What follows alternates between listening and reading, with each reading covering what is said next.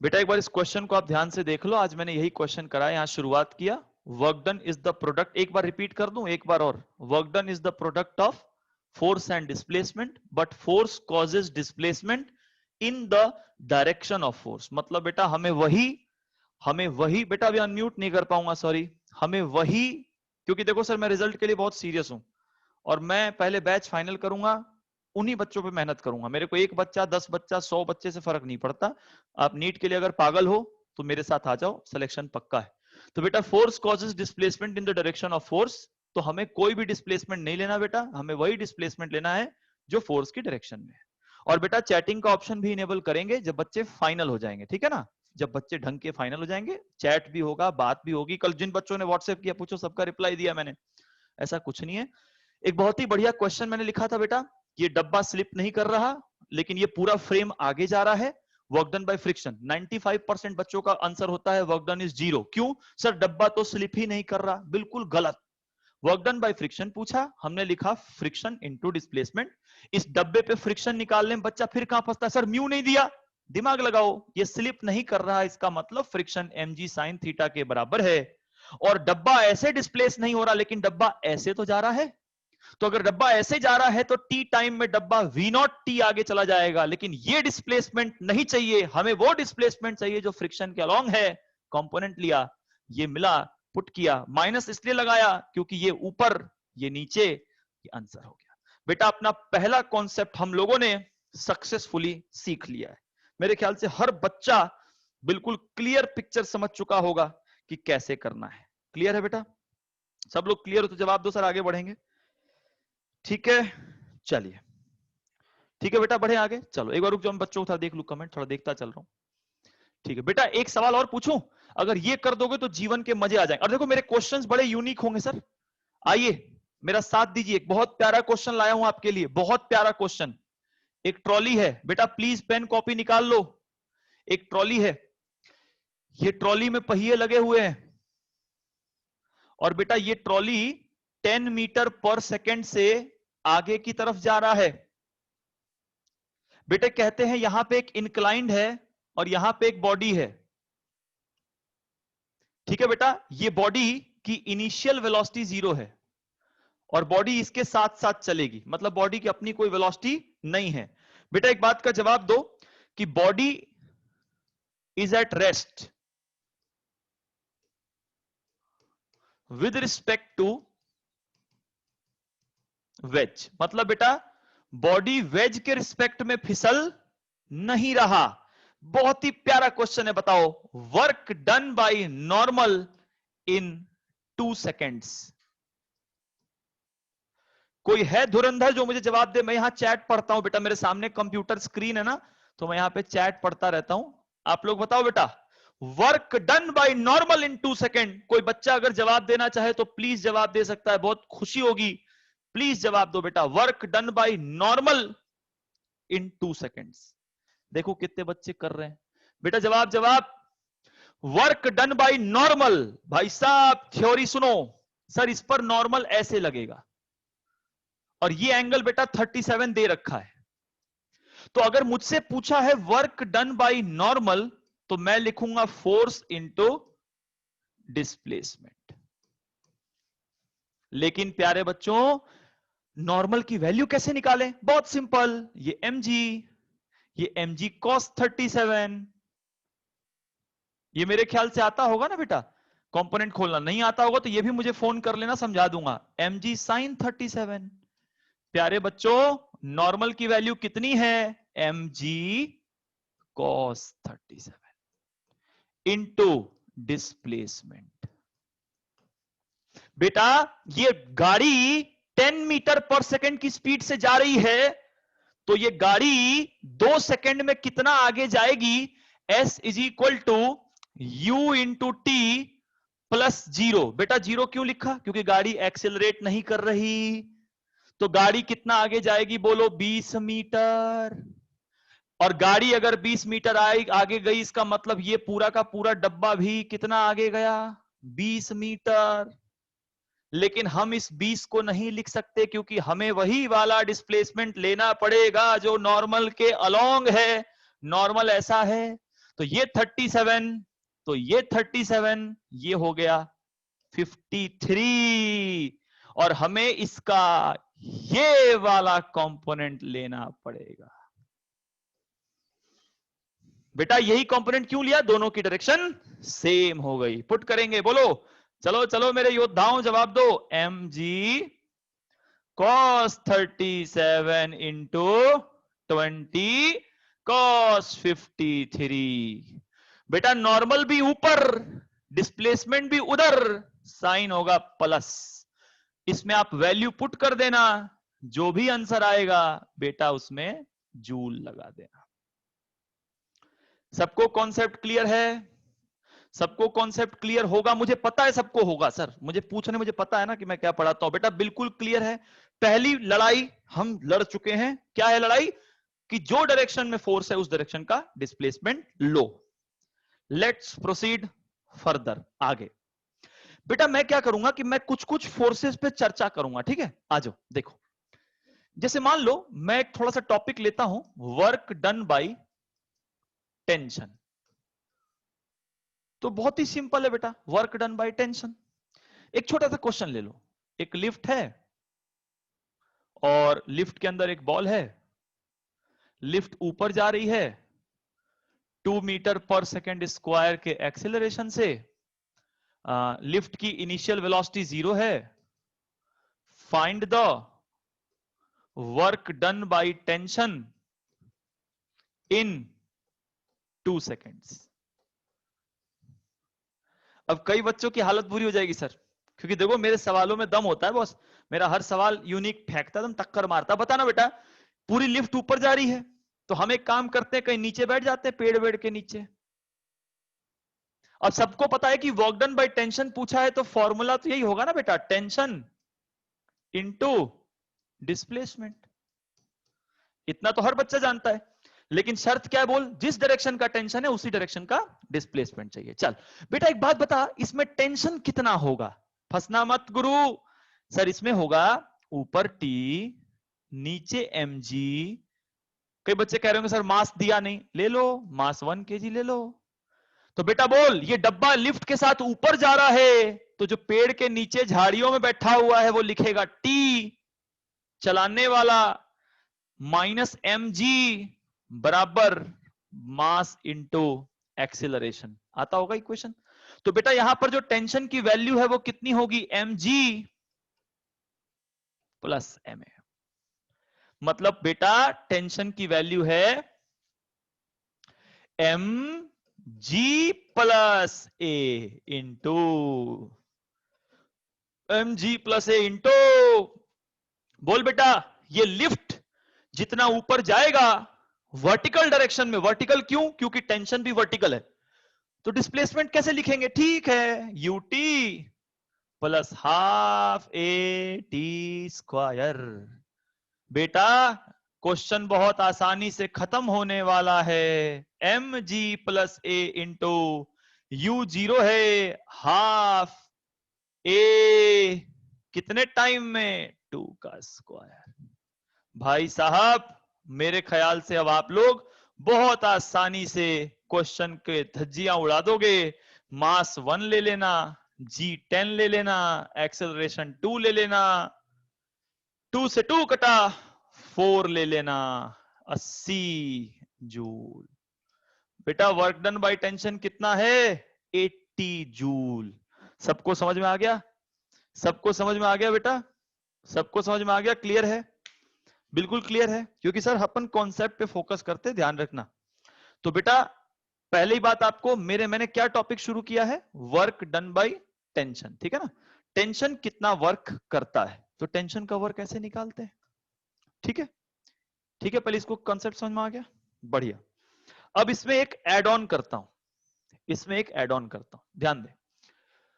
Work done by tension on a system is always 0। मैंने क्या लिखा बेटा? Work done by tension on a system is always 0। थोड़ा patience से मेरी बात सुनना। कई बच्चे बोलेंगे यार ये क्या लिख दिया, ये मैंने क्या लिखा मैं बताता हूं बेटा, ध्यान सुन। ये कह रहा हूं कि कभी भी कोई एक सिस्टम बना लो, सबसे आसान सिस्टम बेटा यही होता है, और ये शायद यहां बैठा हर बच्चा इस सिस्टम को पहले से देख चुका है, ठीक है। तो बेटा आपको पता है कि ये डब्बा नीचे जाएगा, ये डब्बा ऊपर जाएगा, तो टेंशन इस पर इधर है और इसका डिस्प्लेसमेंट नीचे है, इस पर टेंशन इधर है लेकिन इसका डिस्प्लेसमेंट भी ऊपर है। तो मैंने ये कहा कि बेटा देख, इस पर टेंशन का वर्क डन कैसा होगा, नेगेटिव, और इस पर टेंशन का वर्क डन कैसा होगा, पॉजिटिव। बेटा पॉजिटिव क्यों, क्योंकि जिस डायरेक्शन में टेंशन है ये उसी डायरेक्शन में जा रहा है, और यहां पर क्या हो रहा है, जिस डायरेक्शन में टेंशन है ये उसके उल्टा जा रहा है। तो ये प्रॉपर्टी होती है कि जब आप दोनों के टेंशन को ऐड करोगे तो work done total by the tension is 0। समझ गए, समझ गया बेटा मैं क्या बोल रहा हूं, टेंशन का टोटल वर्क डन कभी भी किसी भी सिस्टम पे 0 होता है। मैंने क्या बोला बेटा, आप लोग मेरी बात समझ गए, टेंशन का टोटल वर्क डन कभी भी किसी भी सिस्टम पे, ठीक है ठीक है, कभी भी किसी भी सिस्टम पे 0 होता है। क्लियर है, क्लियर है।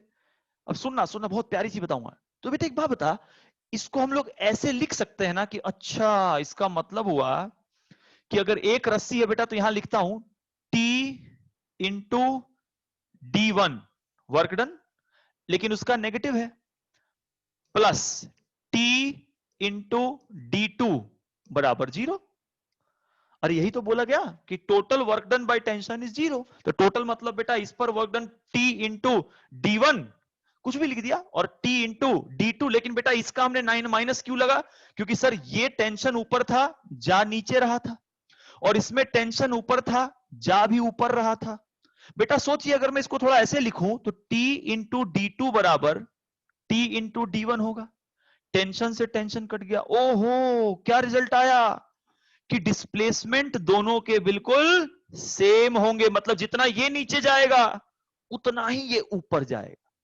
अरे यार मतलब एक बात बताओ यार, हम तो इसने इस प्रॉपर्टी ने तो कमाल की चीज दे दी, जबकि हम लोग तो वर्क पावर एनर्जी पढ़ रहे हैं, क्या दे दिया कि यार टेंशन का, अच्छा बेटा एक बात बताना, अगर यहां पे मैंने बोला कि total work done by tension is 0, तो अगर मैं इस चीज को डिफरेंशिएट करके सोचूं ऐसे ही, थोड़ी मेरे साथ गप्पे लगा बेटा, अगर मैं इस चीज को क्या करके सोचूं, डिफरेंशिएट, तो बोल कैसे डिफरेंशिएट होगा, बोल T minus T into displacement का डिफरेंशिएशन होता है वेलोसिटी, ओहो, plus T into T constant है इसलिए टी को डिफरेंशिएट नहीं करेंगे, इसका होगा V2 इज इक्वल टू, ओहो क्या रिजल्ट आया, V1 is equals to V2।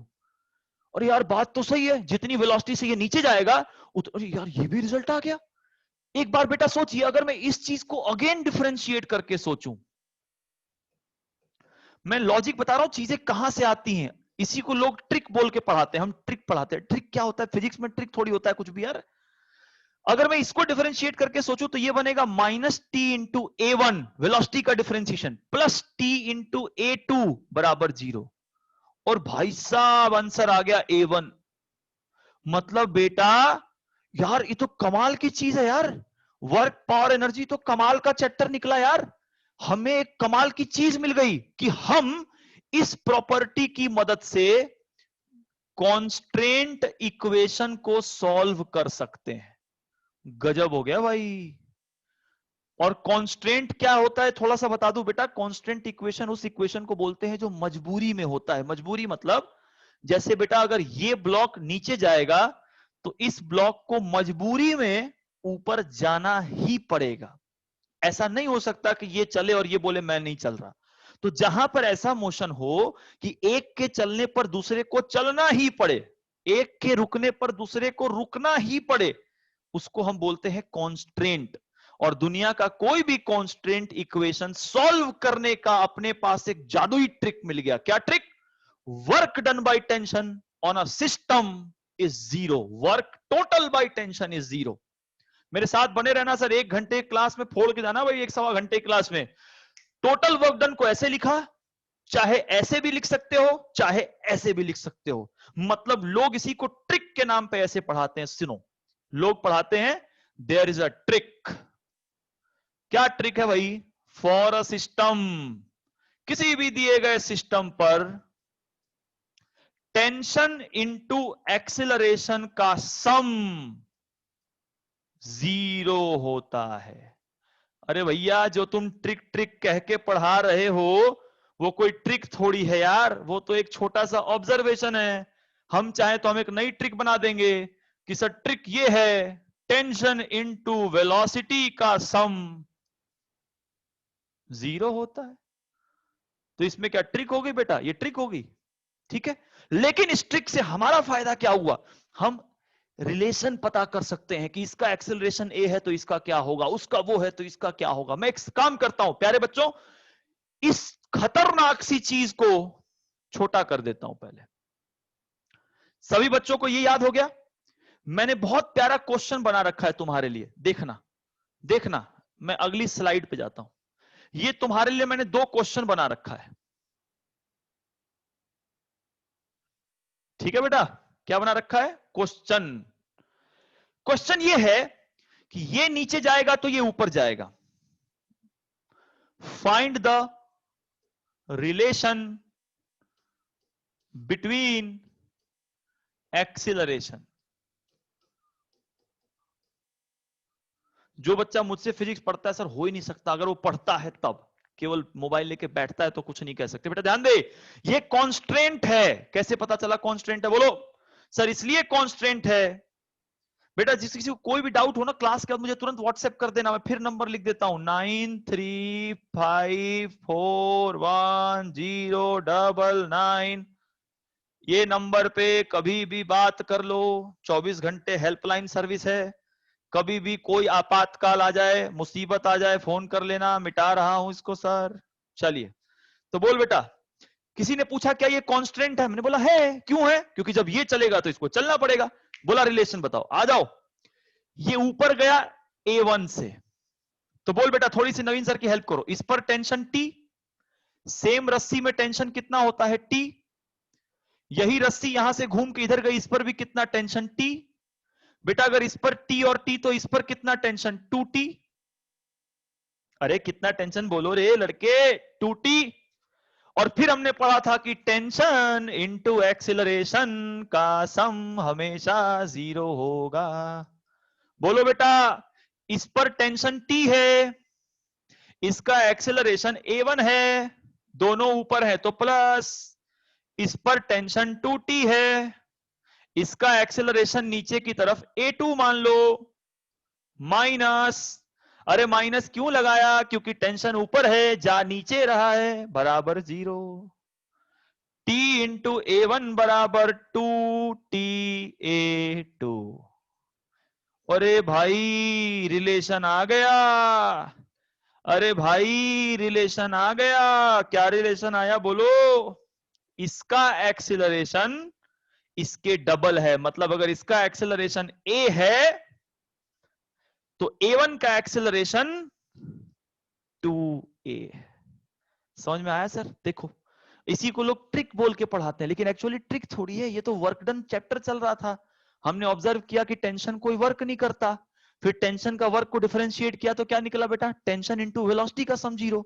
एक बार और डिफरेंशिएट किया तो क्या निकला बेटा? टेंशन इंटू एक्सेलरेशन का सम 0। लेकिन बता बेटा, ये सम 0 एक बॉडी के लिए है कि सिस्टम के लिए है? This is valid for a system.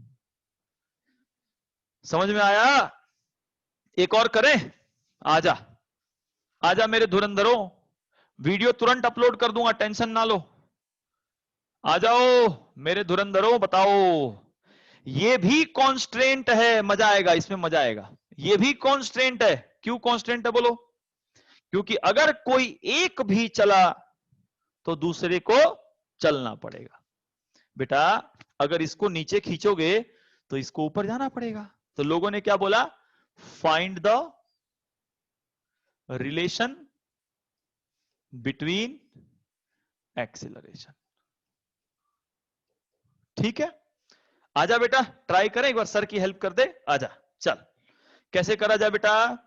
Sir ऐसे करो, इस पर लिखो टेंशन टी, यहां टी लिख लो बेटा। एक रस्सी है तो यहां भी टी बेटा, टी टी तो यहां पर 2t बेटा। एक ही रस्सी है तो यहां पर 2t, 2t तो यहां पर 4t, 4t तो यहां पर 4t, 40 8t।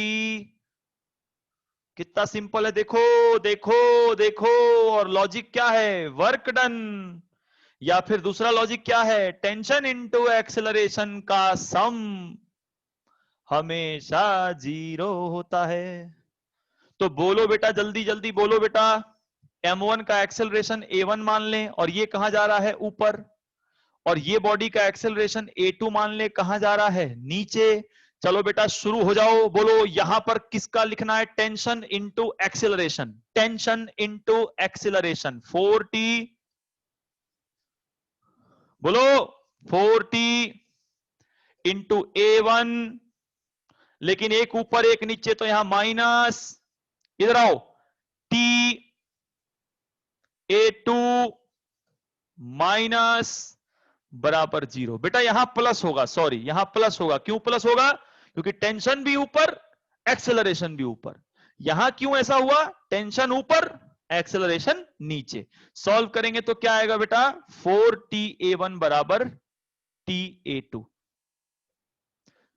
क्या रिजल्ट आया बेटे? a2 का एक्सेलरेशन खत्म। देखो समझ में आ गया सर? देखो देखो, जो लोग डिस्कनेक्ट हो रहे हैं भैया, नेट को संभाल के रखो, देखो समझो। तो अब आप कॉम्प्लेक्स से कॉम्प्लेक्स कॉन्स्ट्रेंट को सॉल्व कर सकते हो, और एक बहुत ही प्यारे से फंडे से, जिस फंडे का नाम है work done bye a tension on a system is always 0, is always 0। चलो बेटा डन है तो एक बार सबको डन है ना सर? बढ़े आगे। मजा आ रहा होगा सर, बिल्कुल मजा आ रहा होगा, मजा आ ही रहा होगा, मुझे पता है ना, 100%।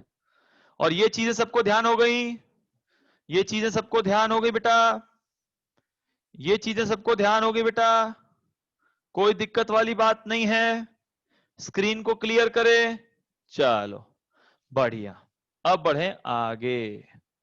थोड़ा सांस ले ले 2 मिनट। क्या क्या पढ़ा याद हो गया सर सबको? सबको याद हो गया बेटा? चलो अब थोड़ा सा आगे, थोड़ा सा आगे, थोड़ा सा आगे। बेटा सुन, एक क्वेश्चन है, एक क्वेश्चन है, सुनिएगा थोड़ा, देखते हैं क्या है क्वेश्चन। सुन, क्वेश्चन है वर्क डन बाय फ्रिक्शन। आ जाओ, टॉपिक क्या है बेटा?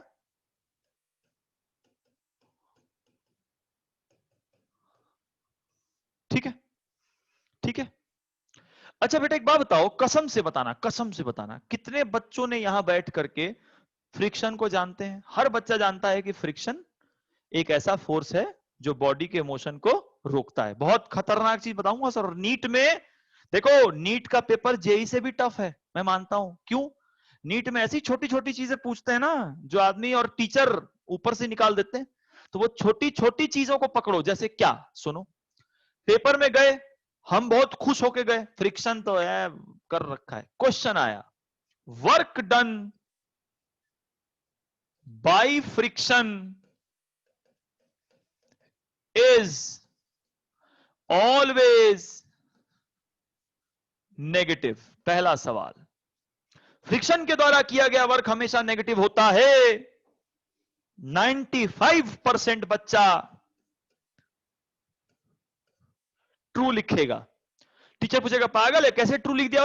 बोलेगा सर कैसी बात करते हो, अगर बॉडी आगे जाएगी तो फ्रिक्शन वहां तो पीछे ही लगेगा। तो सर फ्रिक्शन हमेशा डिस्प्लेसमेंट के उल्टा लगता है, तो माइनस में तो होगा ना गुरुजी। तो बच्चा लगा के आता है ट्रू। तुम भी ट्रू ही सोच रहे हो मुझे पता है सर, लेकिन तुम गए फंस, तुम्हारा हो गया स्वाहा। क्यों हो गया स्वाहा? क्योंकि यहां लिखा है ऑलवेज। ऑलवेज मतलब हमेशा। वैसे तुम्हारी सोच सही है, हमेशा फ्रिक्शन उल्टा ही तो लगता है। क्या पढ़ा रहे हैं यार, दिखाता हूं, रुक जा। दूसरा क्वेश्चन, पहले क्वेश्चन सारे लिख दूं। दूसरा, work done bye static friction is always zero. और नीट में ऐसा ही आता है भाई, ऐसा ही आता है भाई। बोलो, work done bye static friction is always zero. अपने दिल पे हाथ रख के पूछो, जो बच्चा डिस्कनेक्ट हुआ था, धुरंधरों शामिल हो जाओ लड़ाई में, कूद पड़ो मैदान में मेरे साथ, सर जम के पढ़ो। कुछ दिन में चैट का ऑप्शन इनेबल करूंगा, फिर गप्पे मार मार के पढ़ेंगे। जल्दी बताओ, work done bye static friction is always zero. बच्चा सोचता है स्टैटिक फ्रिक्शन क्या होता है। हर बच्चे ने अपने मन में जरूर एक बोल दिया होगा, स्टैटिक फ्रिक्शन वो फ्रिक्शन होता है जब तब लगता है जब बॉडी रेस्ट पे होती है। ओ बॉडी रेस्ट पे होती है, इसका मतलब यस ट्रू। गलत, गलत। गए पेपर में तुम इतना पढ़ के गए, आया इतना सा, वो भी स्वाहा।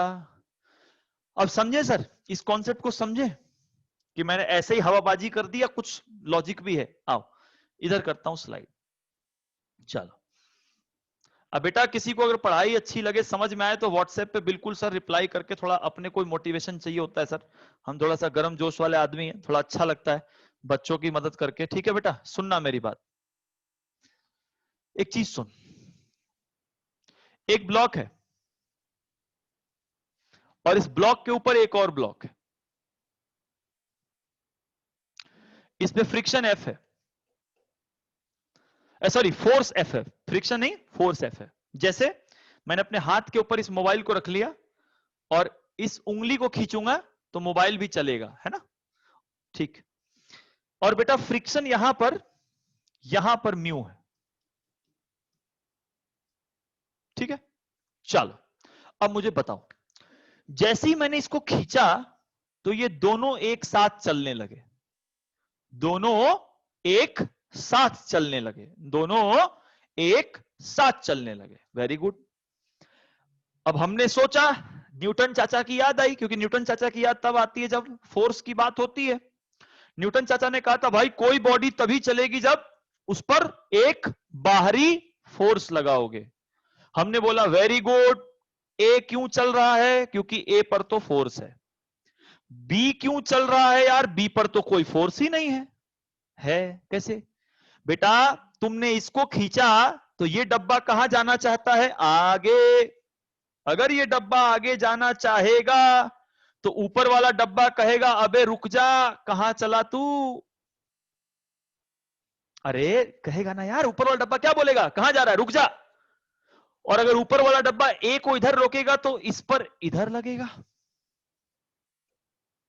बेटा समझ के देख, नहीं समझ में आया? नहीं आया, नहीं आया। नीचे वाले को खींचा तो नीचे वाले ने बोला टाटा बाय बाय, तो इसने क्या बोला, अरे रुक जाओ, कहां जा रहे हो छोड़ के? तो बी ने ए को बोला रुक जा, तो फिर इस पे फ्रिक्शन इधर होगा। जैसे ही हमने डायग्राम बनाया, अपने को समझ में आया कि ओहो, बी एक्चुअली इसके साथ चल रहा है, तो बी मूव तो कर ही रहा था बेटा, बी चल तो रहा था ना बेटा, क्योंकि मैंने क्या बोला, तुमने इसको खींचा लेकिन चल तो दोनों ही रहे थे। तो मन में आया कि बी चला तो क्यों चला? ओहो, मतलब फ्रिक्शन इज हेल्पिंग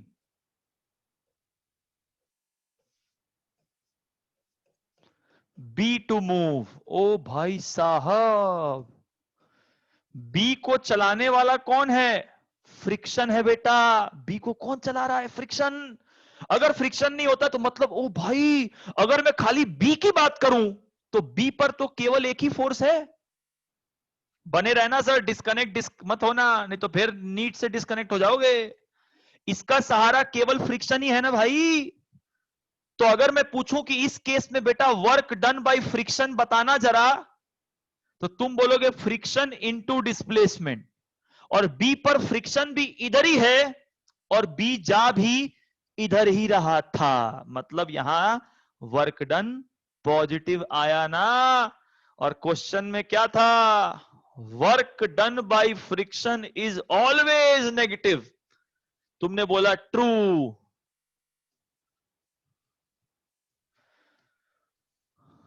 समझ में आया? फ्रिक्शन का वर्क डन हमेशा नेगेटिव नहीं होता है।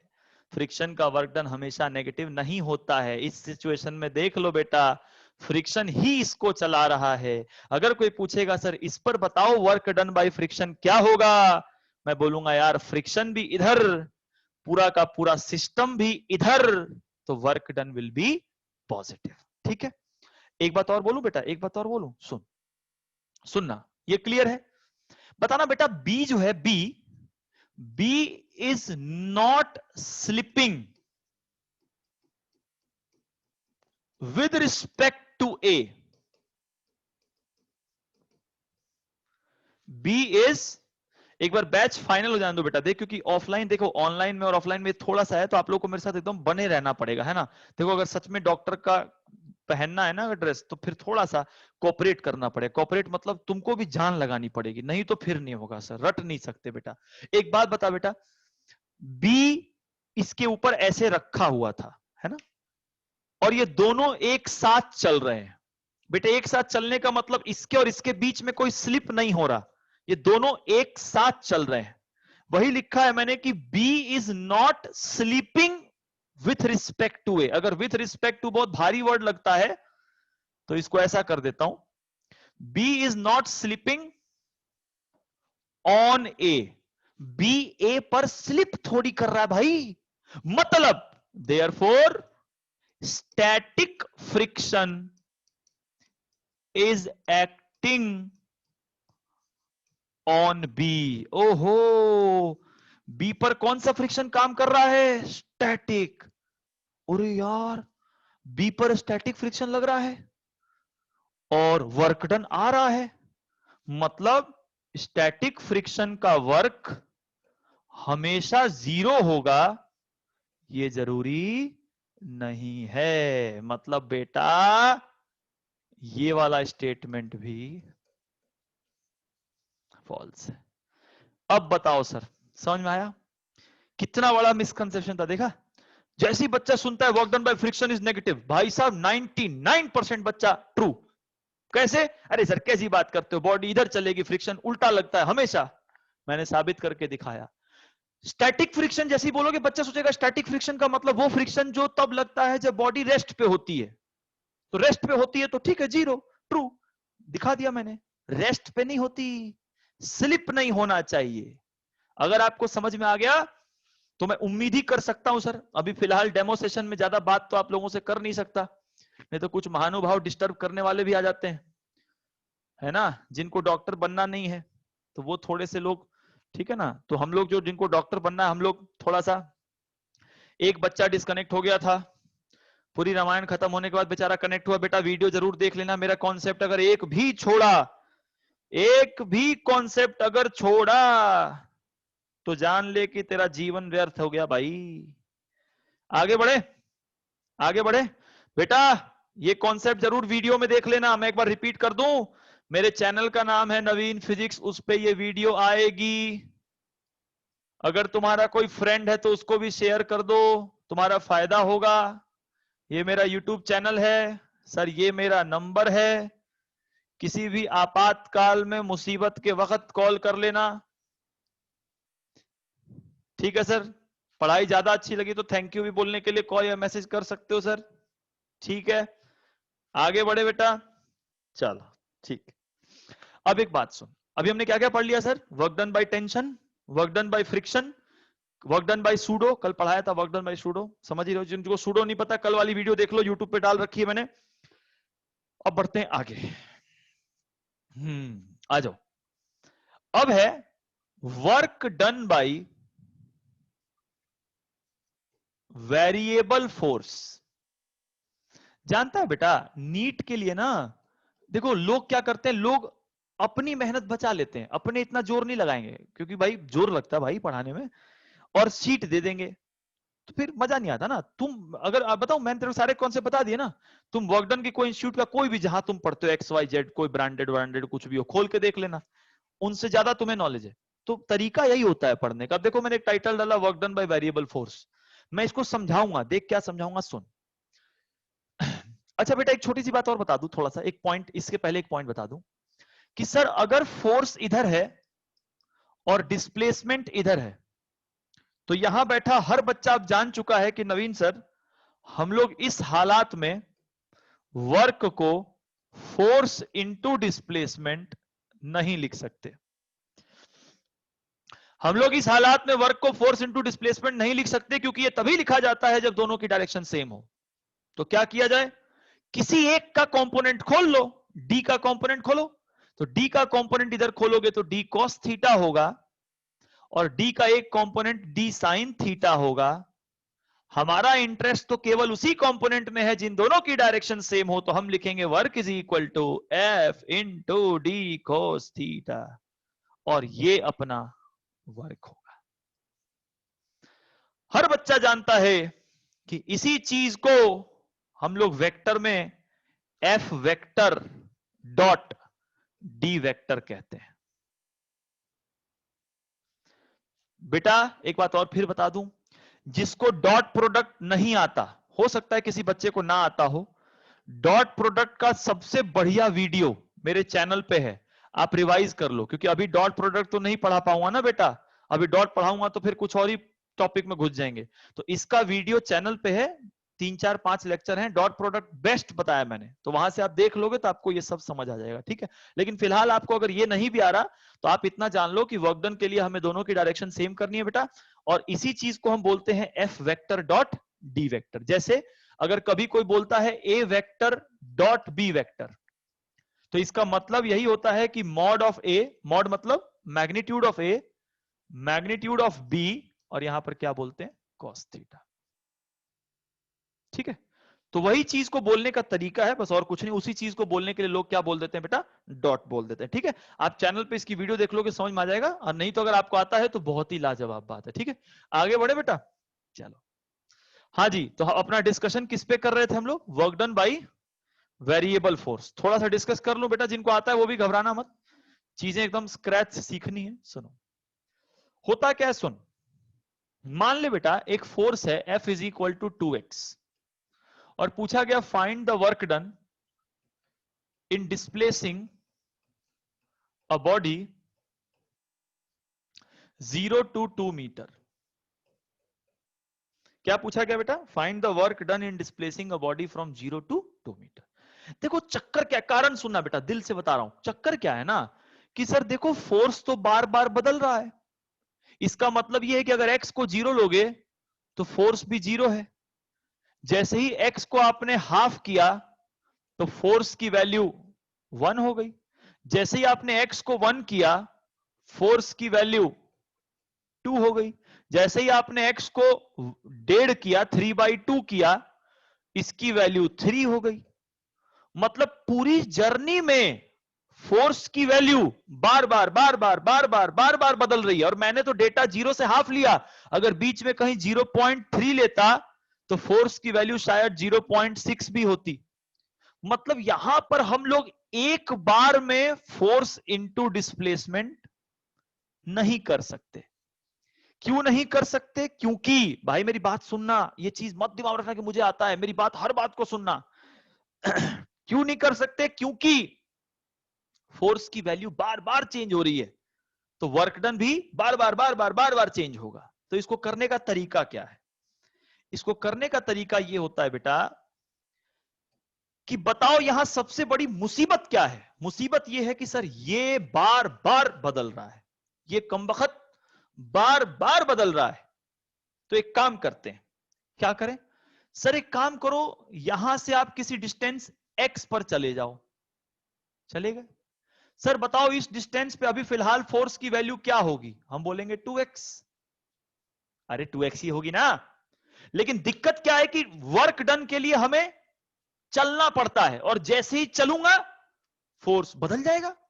अरे यही तो लफड़ा है यार, वर्क डन का फॉर्मूला होता है फोर्स इनटू डिस्प्लेसमेंट, तो डिस्प्लेसमेंट का मतलब चलोगे, और जैसे ही चलोगे x बदलेगा, कहानी बदल जाएगी। तो हमने ये बोला कि हम चलेंगे इतना कम, इतना कम चलेंगे, इतना कम मतलब मैं चलूंगा 0.0000001 मीटर, मैं इतना कम चलूंगा कि फोर्स की वैल्यू में कोई चेंज ही नहीं आएगा।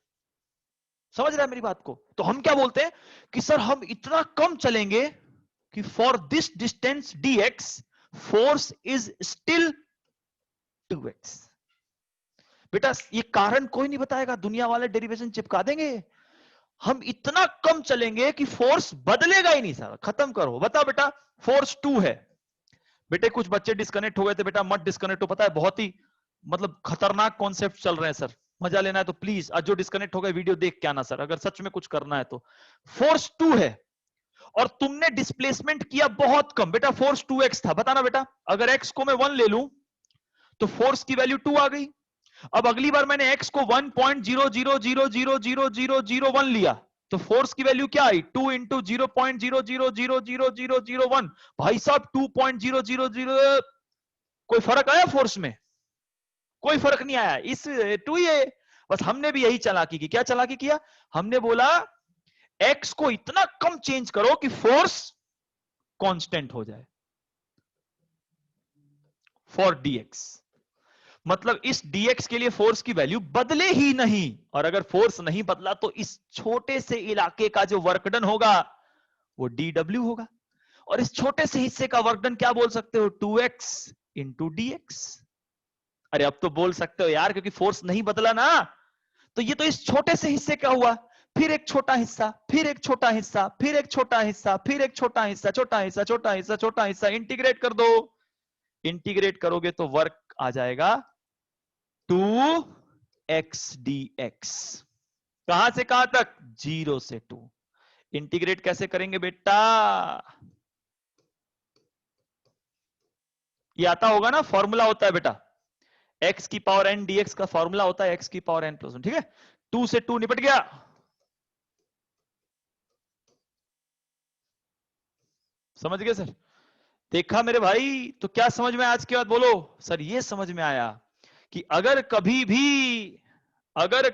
भी फोर्स वेरिएबल है, अगर कभी भी फोर्स वेरिएबल है तो इफ फोर्स इज वेरिएबल, अगर फोर्स वेरिएबल है तो वर्क डन निकालने के लिए एफ dx करना पड़ता है। बेटा dx समझ में आया? क्यों? बहुत छोटा x, क्योंकि अगर बहुत छोटा नहीं होगा तो f बदल जाएगा, और फिर उसको इंटीग्रेट कर दो, ये होगा आंसर। लॉजिक समझ में आया सर? वेक्टर फॉर्म में कैसे लिखोगे, अगर इसी को आप चाहते हो कि वेक्टर फॉर्म में लिखें तो w is equals to integration of f dot D X या dr। बेटा यहां dx कब लिखते हैं, बेटा एक बार सब लोग बताना बेटा, यहां dx कब लिखते हैं, जब बंदा x में चल रहा हो। dy कब लिखते हैं, जब बंदा y में चल रहा हो। dz कब लिखते हैं, जब बंदा z में चल रहा हो। dr कब लिखते हैं, जब बंदा 2D में चल रहा हो।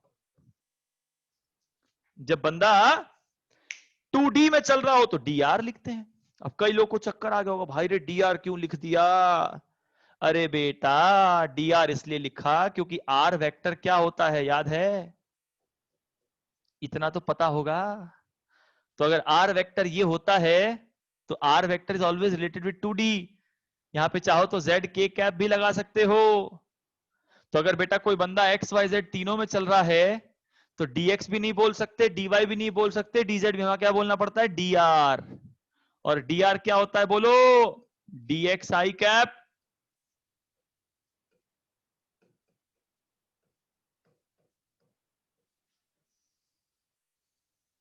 ठीक है, ठीक है। देख बेटा अगर किसी बच्चे को हो सकता है बेसिक भी ना आता हो ये कैसे है, तो देखो अभी पहले डेमो हो जाने दो, जब फाइनलाइज हो जाओगे तो मेरे यूट्यूब पे सबके वीडियोस है, मैं आपको वीडियोस प्रोवाइड करूंगा, बेटा ये देख, बेटा ये देख, क्योंकि फिजिक्स में सब रिलेटेड है।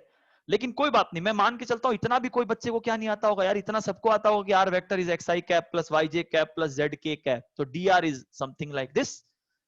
तो ये कहानी सबको समझ में आ गई? क्लियर रहेगा आज के बाद? एक सवाल करें, एक सवाल करेंगे तो भयंकर कॉन्फिडेंस आ जाएगा सर। करें? करें? चलिए बेटा एक बात बोलना चाहूंगा, देखो फिजिक्स को अगर आपको अच्छी करनी है ना तो बेटा आपको कुछ कुछ चीजें आनी चाहिए, जैसे डिफरेंशिएशन, जैसे इंटीग्रेशन, जैसे वेक्टर। पता है बेटा जैसे नहीं होता, जैसे मेरी बात सुनना बेटा, जैसे याद है बेटा, सब लोग सुनना, जैसे याद है बेटा हम लोग इंग्लिश में पढ़ते हैं तो इंग्लिश का ऐसे लिखने के लिए एबीसी ग्रामर आना चाहिए ना, वैसे फिजिक्स को समझने के लिए बेटा आपको ये 3 चीजें आनी चाहिए। अगर आपको ये 3 में कहीं भी दिक्कत है तो आपको फिजिक्स में बार बार दिक्कत आएगा। और बेटा मैंने इसका डिटेल्ड वीडियो, क्योंकि अभी तो नहीं पढ़ा पाऊंगा ना, मैंने इसका डिटेल्ड फ्री वीडियो मेरे चैनल पे है। ये इसलिए बोल रहा हूं कि जो बच्चा समझदार है, जिसको अगले साल नीट निकालना है भाई, उसको तमाशे नहीं करने, वो जाए उस चैनल को खोले और ये सारे टॉपिक रिवाइज कर ले। ये फ्री वीडियो है मेरे चैनल पे जिसका नाम है, मैं बार बार ये चैनल का नाम इसलिए बोल रहा हूं क्योंकि इस चैनल पे दूसरी पहली बात की आज वाली वीडियो अपलोड होगी, दूसरी बात की बेसिक्स अगर खराब है तो वो भी अपलोड होगा। तो प्लीज बेटा इनको देखना है, नहीं तो फिर दिक्कत होगा, ठीक है ना। एक सवाल करें, करें क्वेश्चन, चलो क्वेश्चन कर रहे बेटा, चलो क्वेश्चन लिखते हैं, आ जाओ। एक पार्टिकल है जिसकी वेलोसिटी है 2x की पावर 3/2। कितनी वेलोसिटी है बेटा? 2x की पावर 3/2। इसको एक काम करते हैं, 2 हटा करके 5 कर लेते हैं। पूछा गया find the work done in moving, क्या लिखा गया बेटा? Find the work done in moving 0 to 2 metre.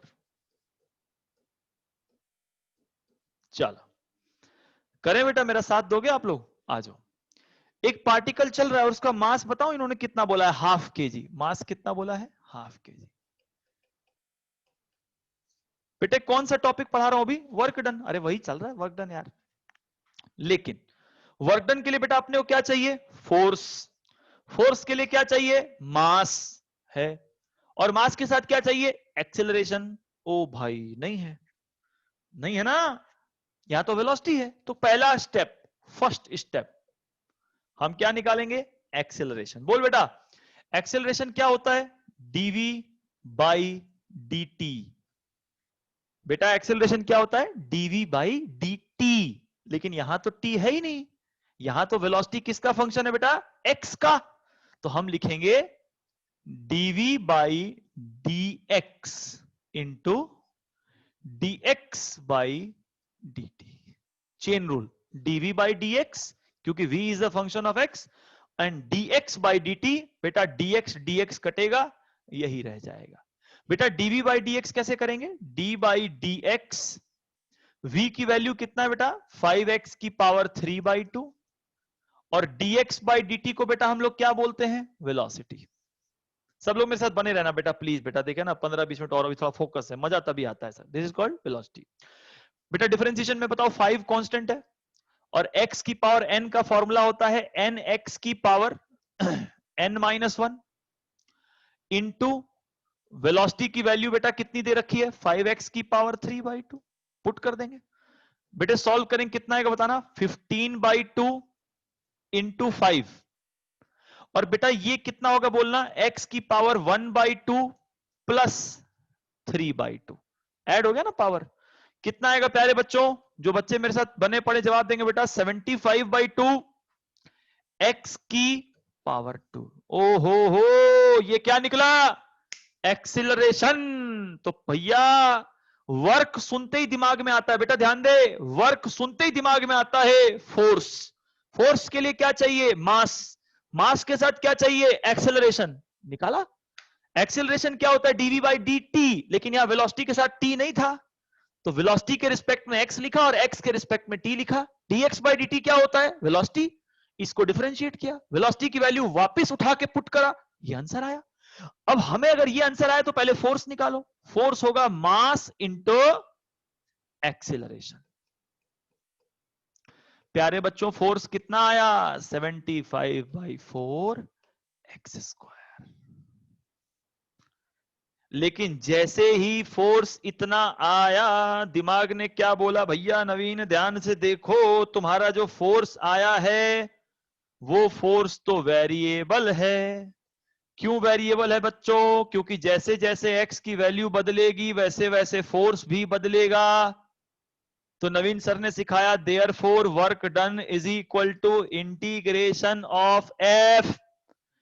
dx बोलेगा, dy बोलेगा, dz बोलेगा, क्या बोलेगा? यहां x है तो यहां पे लिखेगा dx। और बेटा dx क्यों लिखते हैं मैंने अभी बताया था, बोल। x को इतना छोटा रखना है ताकि फोर्स चेंज ही ना हो। पता है मैं अपने बैच में पढ़ाता था ना जब ऑफलाइन, तो बच्चों से पूछता था बेटा एफ dx ही क्यों लिखते हो, इसको तुम df इंटू एक्स क्यों नहीं लिख देते। भाई साहब मानोगे नहीं, 90% बच्चे राजी हो जाते थे, हाँ सर ऐसे भी लिख सकते हैं। मैं बोला यार क्या कॉन्सेप्ट है भाई, कॉन्सेप्ट तो डब्बा है भैया, और पढ़ाने वाला कोई नहीं है मार्केट में, कहीं नहीं है। मैं तो सर पढ़ा चुका हूं कई जगहों पे। एफ dx क्यों लिखते हैं तुम समझा देना लोगों को, क्योंकि यार हमें फोर्स कांस्टेंट करना है। तो फोर्स कांस्टेंट करना है तो फोर्स को तो एफ ही लिखो। फिर dx क्यों लिखा, क्योंकि x को इतना छोटा करो कि फोर्स पे फर्क ही ना पड़े। समझ में आया मेरी बात। तो अब लिखेंगे sir f 75/4 x square into dx। कहां से कहां तक बेटा, 0 से 2। बाहर ले लो बेटा इसको।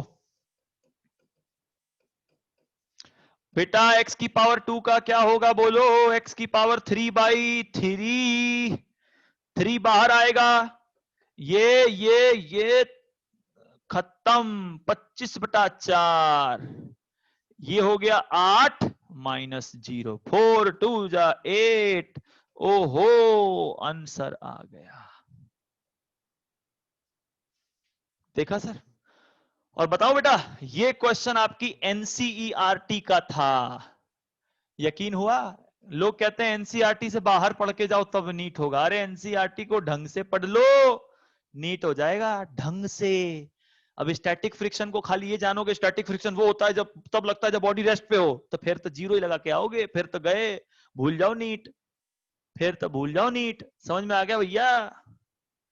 तो मेरे ख्याल से सबको ये क्लियर हो गया होगा। फिर बोल रहा हूं अगर क्लियर नहीं हुआ होगा तो यूट्यूब पे वीडियो जाएगी, दोबारा देख लेना। कोई डाउट हुआ, नंबर लिखा था मैंने, फिर लिख रहा हूं, इस पे कृपा करके फोन कर लेना।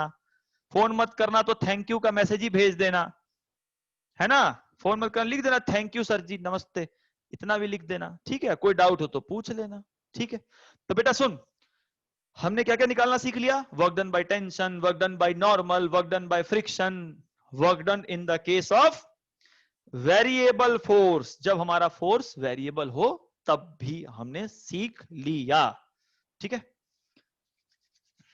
ठीक है, अच्छा बेटा एक बात बता, एक छोटी छोटी छोटी सी बात।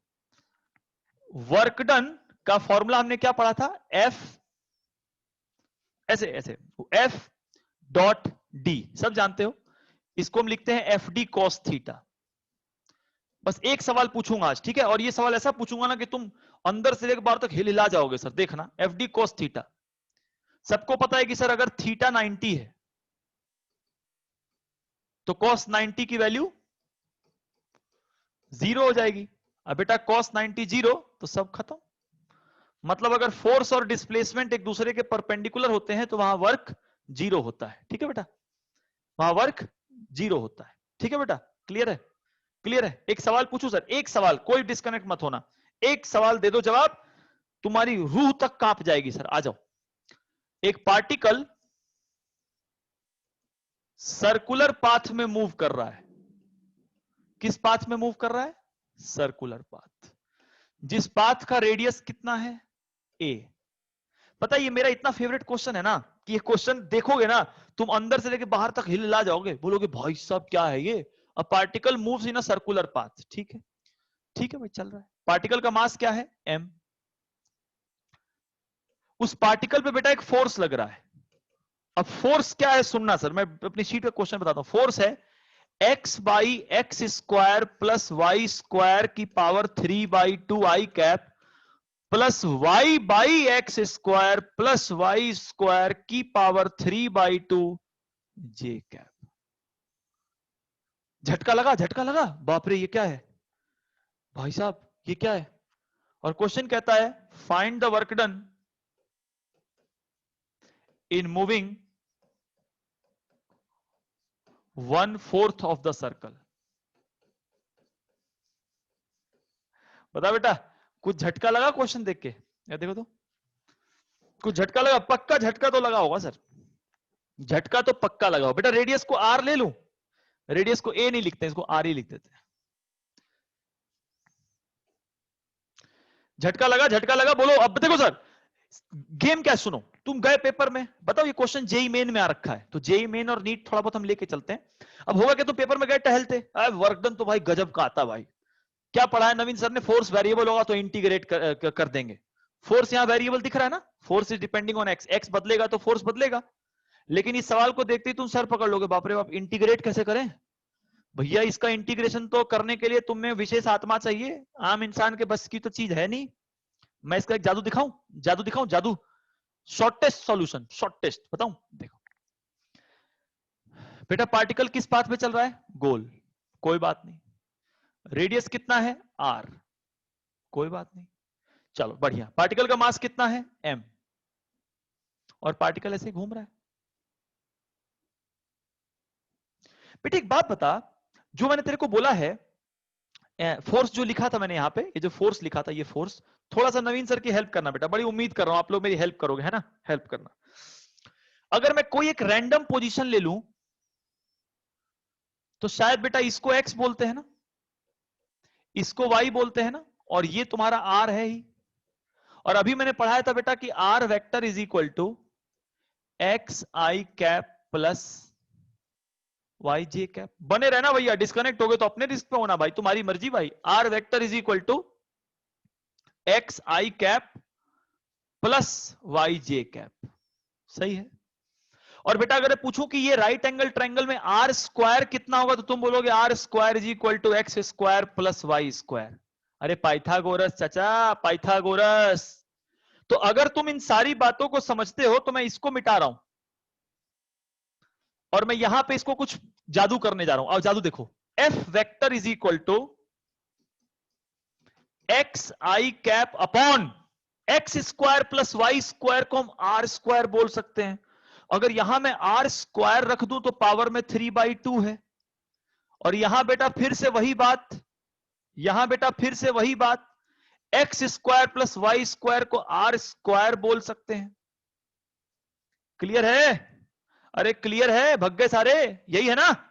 बोल बेटा, स्क्वायर से स्क्वायर कटेगा, कटेगा, आर बाहर, F vector is equal to 1/r³ बाहर ले लो, अंदर क्या बचेगा बेटा? एक्स आई कैप प्लस, अरे यार x I cap plus Y J cap, अरे इसको क्या लिख सकते हैं? बोलो बोलो बोलो बोलो बोलो बोलो बोलो, 1/r³ इंटू आर वेक्टर। अरे सर जी, ये जो फोर्स है ना, ये तो रेडियल फोर्स है। रेडियल मतलब this force is always along the R vector. मतलब इस सर्कल में जो ये फोर्स है, ये हमेशा आर वेक्टर की तरफ है। मतलब यहां इधर है, यहां इधर है, यहां इधर है, यहां इधर है, यहां इधर है, यहां इधर है, यहां इधर है। अरे आर वेक्टर। और सर जी अगर ये फोर्स ऐसा है तो हर जगह ध्यान से देखो, ये तो हर जगह वेलोसिटी के साथ 90 पे है। अरे सर्कुलर मोशन में पता है ना 90 होगा। और सर अगर ये हर जगह 90 डिग्री के एंगल पे है तो इसका वर्क डन कितना होगा? 0। क्वेश्चन खत्म। सर इतना फैंटास्टिक क्वेश्चन था ना ये, आम लोगों के बस की, वो इंटीग्रेट वाला फंडे से खत्म। एक बार दोबारा देख लें, दोबारा दोबारा दोबारा दोबारा दोबारा। एक पार्टिकल गोल गोल चल रहा है, उसका मास एम है, रेडियस आर है, उसमें बहुत ही सड़ी सी फोर्स लग रही है भाई, ये वाला फोर्स। कॉन्सेप्ट कहता है कि अगर फोर्स वेरिएबल हो तो इंटीग्रेट कर दो, यहां तो फोर्स वेरिएबल ही है, लेकिन इंटीग्रेशन करने के लिए हमें आत्मा आनी चाहिए, ऐसे तो कर नहीं सकते। तो थोड़ा सा सोचा, क्या सोचा कि सर्कल है, सर्कल में आर रेडियस होता है, किसी भी पॉइंट पर चले जाओ तो ये एक्स है, ये वाई है, तो आर वेक्टर को हम ये लिख सकते हैं, और आर स्क्वायर को पाइथागोरस थ्योरम से ये लिख सकते हैं।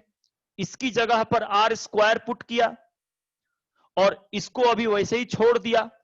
आर स्क्वायर लिखा तो 2 से 2 कटा बेटा, आर क्यूब, यहां भी आर क्यूब बाहर आया, अंदर क्या बचा? एक्स आई प्लस वाई जे, एक्स आई प्लस वाई जे, तो आर वेक्टर था, लिखा। ओ भाई साहब ये जो फोर्स है, ओ भाई साहब ये जो फोर्स है, ओ भाई साहब ये जो फोर्स है, ओ भाई साहब ये जो फोर्स है, ये तो आर वेक्टर के अलोंग है, मतलब रेडियल है।